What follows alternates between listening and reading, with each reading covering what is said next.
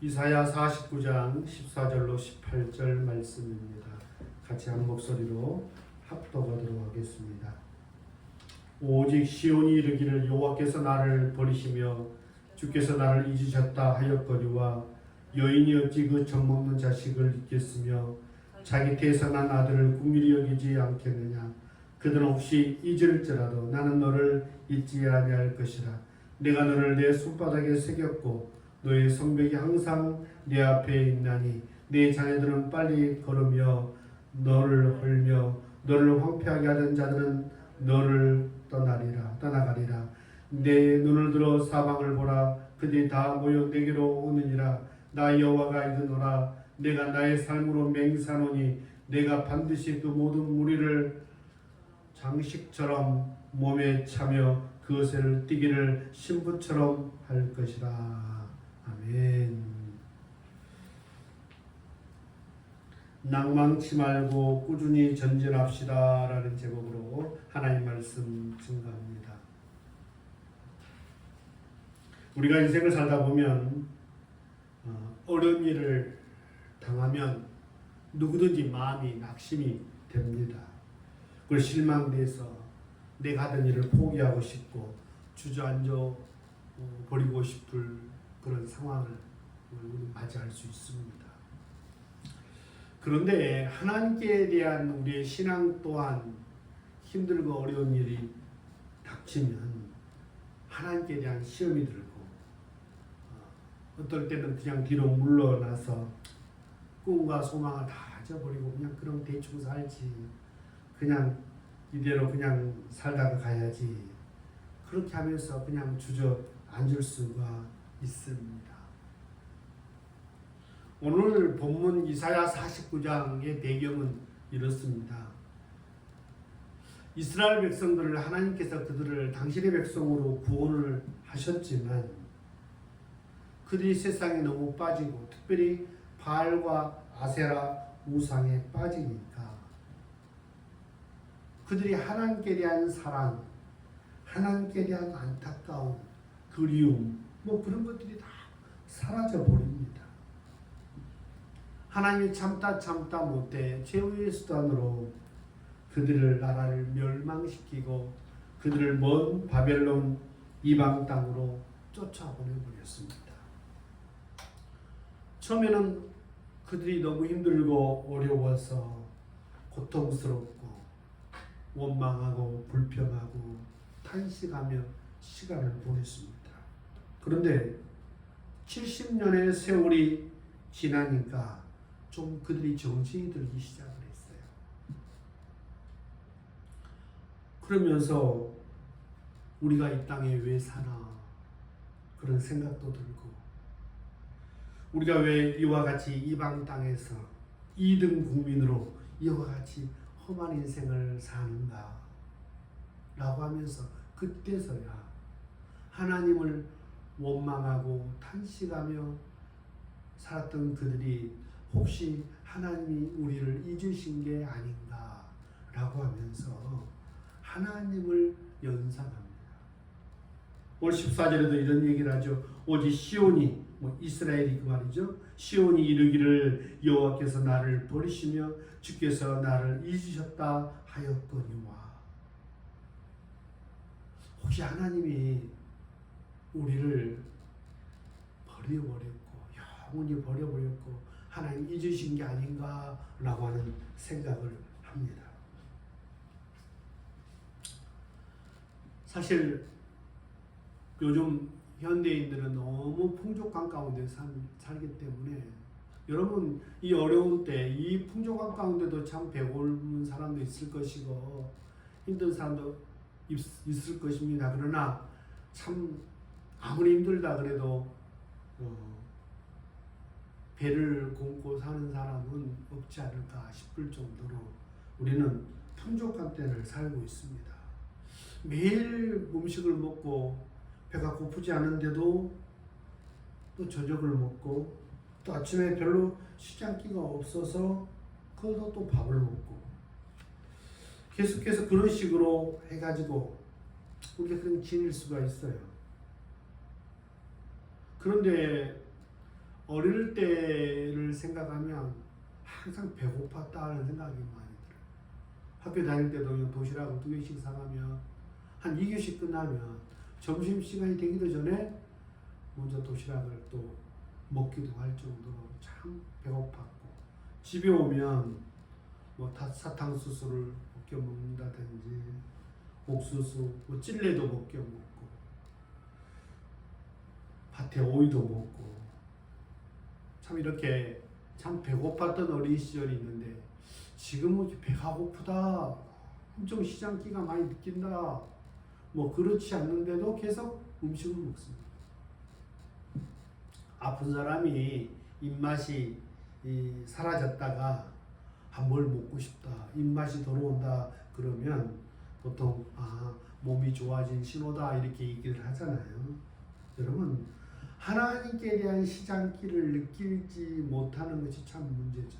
이스라엘 백성들이 처음 그들이 바알과 아세라를 섬기고 정말 하나님 앞에 불순종한 백성으로 살아갔을 때 그들은 하나님으로부터 큰 어떤 이런 심판을 받게 되어지고 바벨론의 포로로 잡혀가서 70년이 차기 전에 그들이 그 전까지는 하나님께 대한 시장기를 느끼지 못했어요.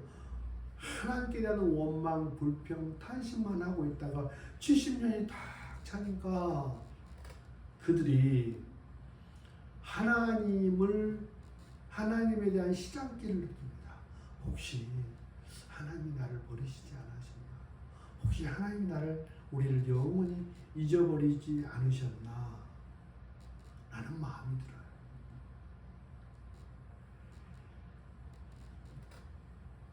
하나님에 대한 시장기. 어느 목사님의 설교를 들으면서 일정 동의가 되는 내용이 있어서 인용해 봅니다.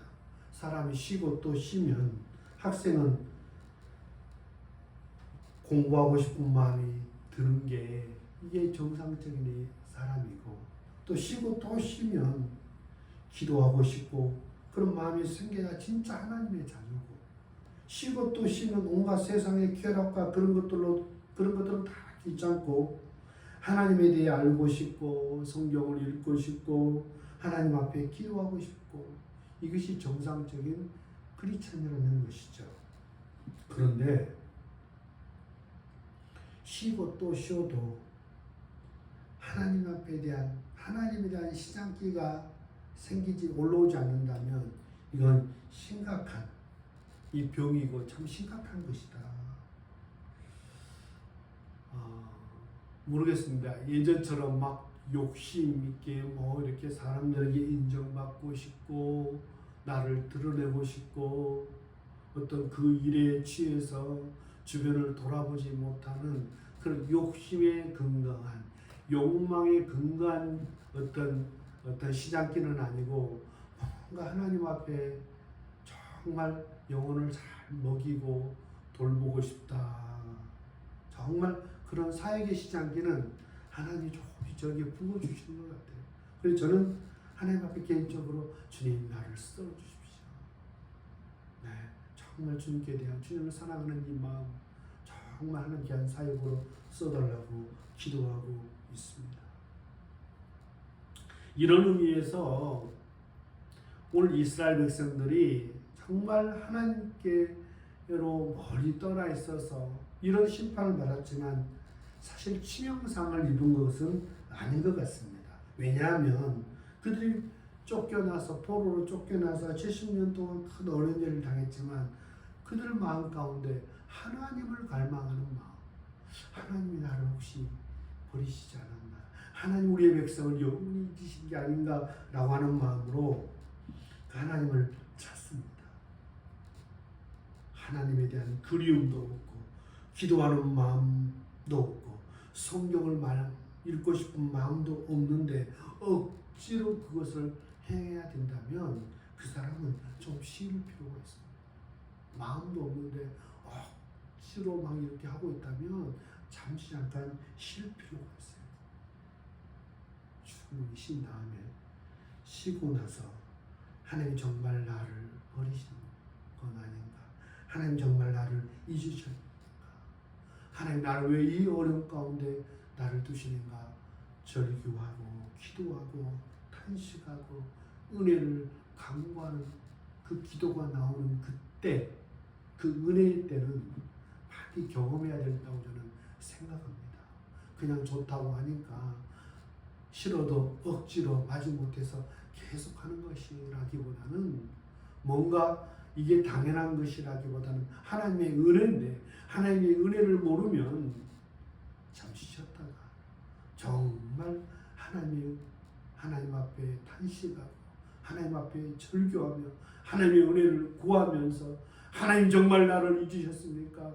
하나님 정말 나를 버리셨습니까? 라고 하며 몸부림치면서 주님 앞에 나갈 때 주님께서 오늘 이스라엘 백성들을 만나주신 것처럼 만나주신다. 뭘로 만나주시나? 오늘 말씀으로 응답해 주시는데 15절을 한번 같이 한번 읽을까요? 15절 시작. 여인이 어찌 그 젖먹는 자식을 잊겠으며 자기 태에서 난 아들을 긍휼히 여기지 않겠느냐. 그들은 혹시 잊을지라도 나는 너를 잊지 아니할 것이라. 성경에 하나님 사랑 다음에 가장 하나님 사랑과 가장 가까운 그 사랑이 세상에 있다면 어머니의 사랑이 아니겠습니까? 어찌 그 여인이 어머니가 그 젖먹는 자식을 잊겠으며 자기 태에서 난 아들을 긍휼히 여기지 않겠느냐. 그들은 혹시 잊을지라도 나는 잊지 아니할 것이라. 할렐루야, 할렐루야.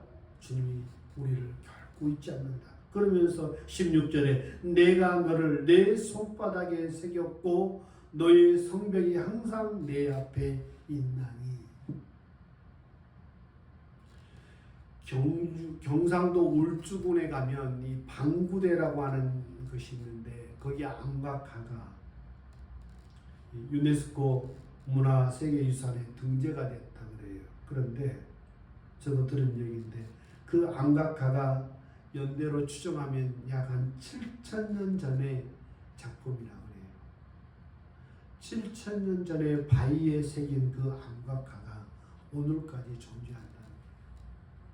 사람이 바위에 새긴 그 안각화도 이렇게 오랜 세월 지나도 존재하고 있는데 하나님이 당신의 손바닥에 우리를 새겼다는 겁니다. 나는 너를 잊지 않는다. 무슨 얘기입니까? 내가 너를 사랑한다. 우리가 처음 하나님이 우리를 처음 부르실 때 정말 하나님 우리를 사랑하시고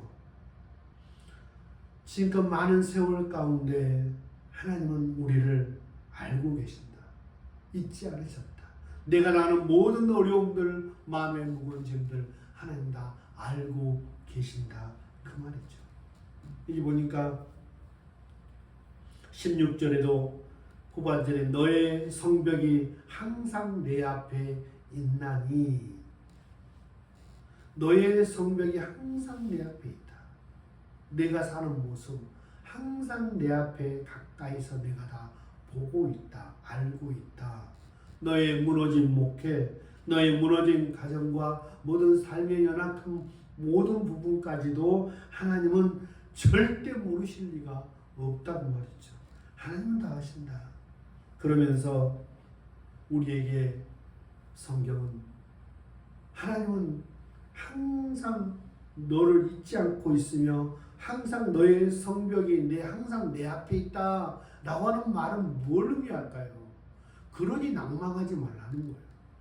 그러니 좌절하지 말라는 거예요. 너는 너의 아픔과 고통을 잠시 잊어버렸는지 모르지만은 나는 잊어버리지 않았다. 나는 너를 다 알고 있다. 그 말은 뭡니까? 그 말을 들은 우리에게 우리가 가져야 될 믿음의 자세는 낭망하지 않는 거예요. 좌절하지 않는 거예요. 믿음으로 전진하는 것인 줄로 믿습니다. 잠언 18장 14절에 보면 사람의 심령은 그의 병을 능히 이기려니와 심령이 상하면 그것을 누가 일으키겠느냐 그랬습니다. 몸에 병이 오기 전에 먼저 마음이 무너지는 거예요. 마음이 일어서지 않으면, 마음이 상하면 누가 그것을 일으키겠느냐. 사람이 일으킬 수 없는 거예요. 그러니 병도 먼저 마음으로 이겨야 돼요. 마음부터 일어나야 돼요. 많은 이렇게 예들을 고난과 역경 가운데도 절망하지 않고 이겨낸 사람들의 예는 너무나 많겠죠. 베토벤이라고 하는 사람도 9번 합창 교향곡, 유명한 교향곡을 쓸 때 두 귀가 완전히 멀어버린 상황. 그런 상황에 귀가 30세부터 완전히 두 귀가 다 이상이 생겨서 멀어버렸는데 그 멀어버린 그 시기에 9번 합창과 교향곡, 이 불후의 명작, 세계 음악사에도 놀란 족적을 남겼다. 사람이 자신에 대해서 절망했을 때 그때 하나님이 우리를 통해서 일하신다. 내가 나 자신을 괜찮은 존재라고 나는 뭐든지 할 수 있다고 자신할 때는 하나님이 가만 계시더니 내가 내 자신에게 실망하고 나는 아무것도 할 수 없다고 하나님을 믿음의 눈으로 바라보고 당신의 의로운 오른손을 붙잡을 때 하나님이 우리를 통해서 일하시더라는 말이에요. 할렐루야. 여러분, 그러면서 우리에게 소망의 말씀을 줍니다. 오늘 본문 17절에 보면은 같이 한번 읽을까? 시작. 내 자녀들은 빨리 걸으며 너를 헐며 너를 황폐하게 하던 자들은 너를 떠나가리라. 할렐루야. 정말. 그러면서 18절에 내 눈을 들어 사망을 보라. 그들이 다 모여 내게로 오느니라. 나 여호와가 이르노라. 내가 나의 삶으로 맹세하노니 내가 반드시 그 모든 무리를 장식처럼 몸에 차며 그것을 뛰기를 신부처럼 할 것이라. 너를 욕하고 힘들게 하는 사람은 떠나가게 될 것이고 정말 많은 사람들이 사망으로부터 내게로 몰려들 것이고 내가 이런 몸에 이러한 것을 찰 수 있도록 내게 영광을 회복시켜 줄 것이다. 하나님은 당신의 백성들을 회복하시기 전에 먼저 말씀으로 먼저 그들을 위로하시고 격려합니다. 그러니까 우리의 삶 가운데 우리의 삶의 문제가 해결되어지기 전에 먼저 하나님의 말씀으로 위로받고 소망을 먼저 갖는 것이 중요합니다. 하나님의 말씀에 소망의 말씀을 붙들고 그렇지 내 삶에 달라진 건 아무것도 없어도 하나님이 나와 함께 하시면 된다. 하나님 나를 잊지 않는다 그랬다. 하나님 항상 내 성벽이 내 앞에 있다고 말씀했다. 오늘 정말 내 자녀들을 하나님께서 회복시켜 줄 것이며 너를 황폐하게 했던 너를 고통을 줬던 사람은 떠나가게 할 것이지만 사방에서 사람들이 몰려오게 해줄 것이다 라고 하는 이 하나님의 말씀을 가지고 여러분 소망 가운데 어려운 때를 넉넉히 이겨냈으면 좋겠습니다. 할렐루야. 어떤 일이 있어도 낙심하지 말고 희망 가운데 지내면 성벽이 다시 세워지고 너의 앞에 떠나갔던 그 사람들이 하나도 없던 그 사람들이 정말 내 자녀들이 걸으며 너를 헐며 너를 황폐하게 했던 자들은 원수 같은 자들은 떠나가게 될 거지만 사방에서 하나님의 꿈과 비전으로 함께 할 수 있는 사람을 하나님께서 불러 모아 주신다고 말씀하십니다.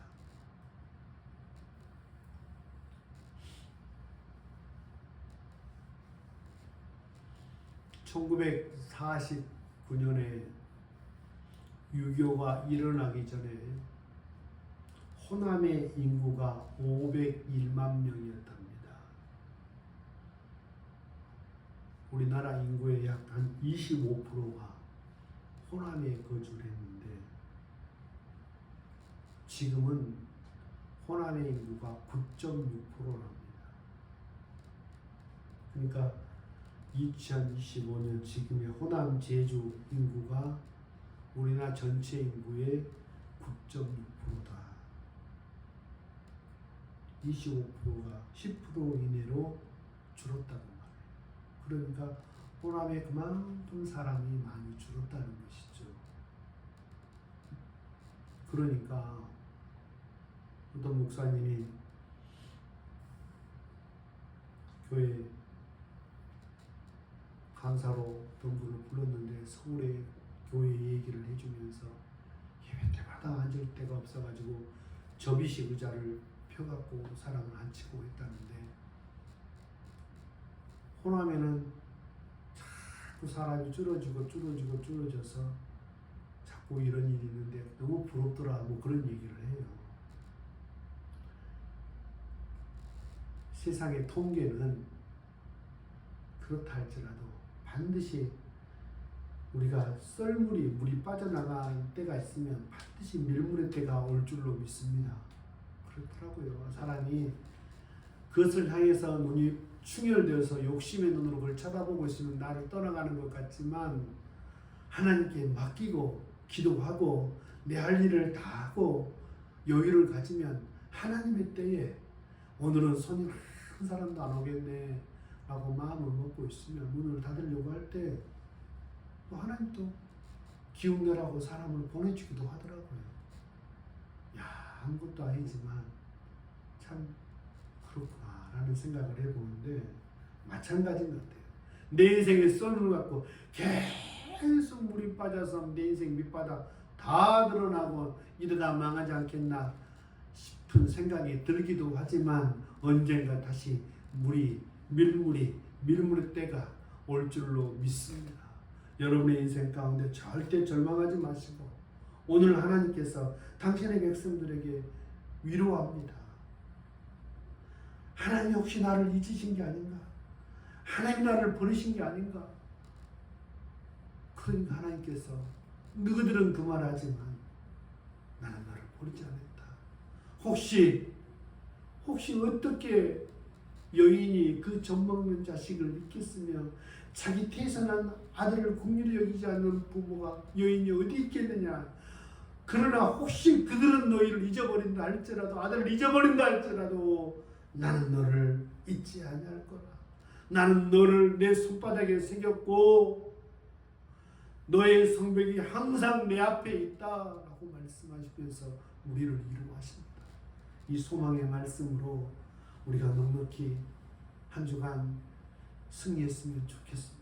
사람이 말이 무슨 위로가 되겠습니까? 잠시 잠깐 기분을 좋게 할 수 있지만, 우리가 개인적으로 하나님의 말씀을 듣고 그 말씀이 한 말씀 한 말씀이 내게 레마로 다가오고, 그렇지, 이 말씀이 나를 힘들고 어려울 때 나를 살렸지, 그래 나를 살리고 회복시키시는 것은 하나님의 말씀이야, 그분이 반드시 나를 이끌어 주실 거야 라는 말씀을 붙들고 서로 힘을 냈으면 좋겠습니다. 할렐루야. 우리 옆에 분에게 낭망치 말고 끝까지 전진합시다. 시작. 낭망치 말고 끝까지 전진합시다. 그래서 하나님 앞에 정말 착하고 충성된 종이라고, 지극히 작은 것에 충성된 자에게 큰 것을 맡기신다고 하신 주님 앞에 섰을 때 너 뭐하고 왔느냐고 물어보면, 주님 열심히 주님을 위해서 최선을 다했습니다. 그 열매는 모르는 거예요. 내 인생의 때, 저 알고 있는 그 자주 설교를 듣는 목사님 다 그런 건 아니겠습니다만, 그 당신의 아버지 목사님이 그냥 그 시골에서 목회를 제대로 해보려고 금식하시다가 어린 젊은 날 돌아가셨어요. 자식들에 대한 책임을 다하지 못하고 큰 어려움을 남겨주고 일찍 떠나버린 아버지. 그런데요, 하나님께서 그 자손들에게 은혜와 복을 주시고 그들은 하나님 나라의 귀한 도구들로 써주시더라고 말이죠. 우리가 주님 앞에 최선을 다할 때 우리가 그 열매가 언제 주님이 부어주실지 우리는 잘 몰라요. 그러나 하나님은 반드시 내가 너를 잊지 않겠다. 내가 너를 잊지 않겠다고 하는 말씀은 뭡니까? 너가 한 모든 일, 너희가 한 모든 수고, 너희 수고가 주 안에서 헛되지 않을 줄로 알미니라. 헛되지 않는다는 건 뭡니까? 반드시 하나님이 보상해 주신다는 거예요. 주를 위해서, 하나님 나라를 위해서 하나님 물질을 심으셨으니까 하나님의 때 반드시 하나님께서는 은혜를 주실 거예요. 복을 주실 거예요. 나와 내 자신을 통해서 하나님의 때에, 하나님이 예비하신 때에 반드시 우리를 써주시고 우리 가운데 큰 은혜를 주실 줄로 믿습니다. 기도하겠습니다. 은혜로우신 아버지 하나님 감사합니다. 인생의 큰 썰물의 때, 고난의 때를 만나서 마음이 절망이 되어지고 낙심이 되어져서 혹시 하나님이 나를 잊으신 게 아닌가, 혹시 하나님이 나를 떠나신 게 아닌가라고 하며 절망하고 있을 때 하나님께서 내가 너와 함께한다, 내가 너를 잊지 않는다. 어미가 그 자식을 잊지 않는 것처럼 혹시 그 어미는 너를 잊어버린다 할지라도 나는 너를 잊지 않을 것이다. 내가 너를 손바닥에 새겼고 너의 성벽이 항상 내 앞에 있을 것이다. 내 자녀들을 내가 돌봐줄 것이며 내 인생 가운데 너를 힘들고 어렵게 했던 사람이 떠나가며 내 주변에 꿈과 비전으로 함께 동역할 수 있는 일꾼들을 보내줄 것이고 네 몸의 모든 장식을 할 정도로 하나님께서 갚아주실 것이라고 하는 이 소망의 말씀을 붙들고 사랑의 믿음의 권속들이 한 주간 더 넉넉히 살아가도록 도와주옵소서. 우리의 삶과 현실은 우리의 믿음을 무너뜨릴 수 있는 상황들로 너무나 많습니다. 우리의 몸은 연약하고 우리의 환경은 우리를 어렵게 만들고 이 썰물의 때가 너무 긴 것 같아서 우리는 절망할 수 있는 충분한 이유가 있습니다. 그러나 하나님의 말씀 붙들고 소망 가운데 살아갈 수 있도록 성령 하나님께서 은혜를 부어 주옵소서. 한 정도의 믿음의 권속들 넉넉히 주님 의지하고 말씀 붙들고 기도하며 성령님 의지하고 승리할 수 있도록 생활하여 주옵소서. 이제는 우리 구주 예수 그리스도의 은혜와 하나님 아버지의 만극하신 사랑하심과 성령님의 감동 감화 내주 충만하시네. 오늘 말씀을 듣고 어떤 상황에도 낭망치 말고 끝까지 전진하라 마음에 결심하고 돌아가는 사랑하는 권속들 머리 위에 그들의 가정에 몸된 교회 위에 이제부터 영원토록 함께 계실지어다. 아멘.